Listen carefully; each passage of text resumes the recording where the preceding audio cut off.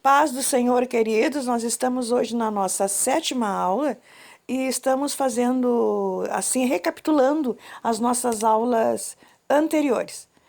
Estamos então falando sobre a Bíblia, a estrutura do livro. Deus abençoe e uma boa aula. Sobre a estrutura da Bíblia, vamos ver a Bíblia como um livro, não é? No princípio, não existia papel.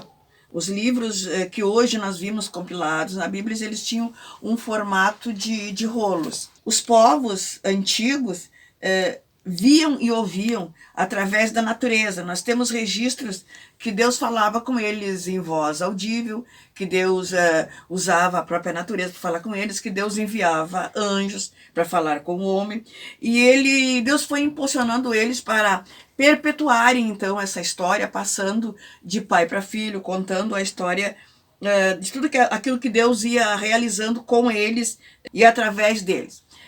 Muitos eles escreveram, muita parte da história está registrada hoje nas pedras, nas cavernas, que hoje os escavadores, os pesquisadores, né, têm comprovado através de escavações, não é, aquilo que está registrado na Bíblia.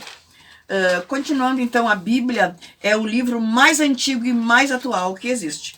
Qualquer literatura, se for boa, se for aceitável, ela saiu da Bíblia, ela foi extraída dali, alguma ideia, ou ela concorda com a Bíblia. Se você estudar alguma coisa, mesmo que você goste, né, se impressione, se ela contraria a Bíblia, ela não é verdadeira. E nós não podemos, irmãos, temos que cuidar daquilo que nós lemos, aquilo que nós observamos, aquilo que nós acreditamos, porque a palavra do Senhor diz que seja vosso falar, se ensina ou não, e o que passa disso é procedência maligna. Os livros antigamente eram feitos em rolos de papiro, trabalhados a partir da haste de uma planta. Foi criado pelos egípcios. Depois nós vimos também o pergaminho, né, que foi desenvolvido a partir das ovelhas que eles faziam. Então, eu não estou me detendo muito na pergaminho, papiro, essas coisas, porque nós estamos dando um resumo, não é?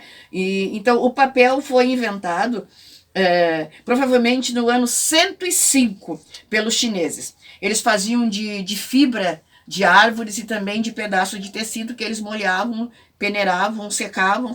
Então, assim, ali eles conseguiam escrever sobre eles ou colocar alguma tinta. Depois conseguiram imprimir e dar ordem estrutural a livros a partir do invento do alemão Johannes Gutenberg. Então ele é chamado o pai da imprensa. Quem inventou o prelo de tipos móveis com o apoio de Johannes Purtz em 1448. Então eles formaram juntos uma fábrica. E também eles se juntaram a Pedro Stoffer, que os três começaram a trabalhar, não é? A desenvolver essa ideia nessa fábrica. E aí foi quando eles começaram a imprimir. E os primeiros trabalhos que eles faziam eram as indulgências, né? Que os padres pediam para eles fazerem. Então, eram os primeiros trabalhos que eles faziam. Mas depois o Pedro Stoffer, né? Desculpa se eu não estou pronunciando direitinho, ele se achou prejudicado financeiramente. Então, ele abriu um processo contra o Gutenberg, né? E durante esse processo, então, Gutenberg conseguiu imprimir a sua obra mais importante, chamada A Bíblia de Gutenberg, com mais de 600 páginas. Aí depois ele perdeu esse processo, né? Ele teve que entregar tudo que ele tinha à fábrica, né? Para o Pedro. E aí ele morreu, diz a história que ele morreu pobre, né? Em 3 de fevereiro de 1468. Antes de Gutenberg, os livros eram manuscritos. Depois dele passaram a ser impressos. As línguas originais da Bíblia são hebraica, alguns trechos em aramaico, e no Novo Testamento a maioria dela foi escrita em grego.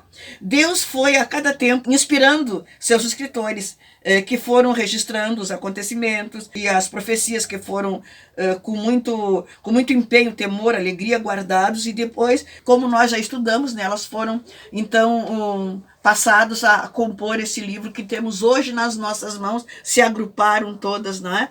E hoje nós temos nas mãos a Bíblia Sagrada. Então essa foi a nossa sétima aula, como eu havia prometido, é um resumo das aulas anteriores. E eu aconselho, claro, a você voltar, né? Os que não acompanharam as aulas anteriores, voltem, olhem, porque nós temos ali explicando direitinho, não é? Tudo aquilo que a gente falou hoje foi um pequeno resumo de tudo que a gente já deu nas aulas anteriores. Eu espero que tenha ajudado e qualquer dúvida que ficou, vocês podem fazer perguntas ou sugestões no canal, tá bom? Agradeço muito aos que já são assinantes do canal, aos que estão divulgando, aos que estão compartilhando, e eu louvo muito a Deus porque eu tenho recebido já os testemunhos, né, pelas redes sociais, por irmãos que nos ligam, né, que estão sendo abençoados. Então, que Deus abençoe, que Deus possa, essa palavra ela possa ser viva no teu coração. Muito obrigada e até a próxima aula. Deus abençoe a todos. Um beijo.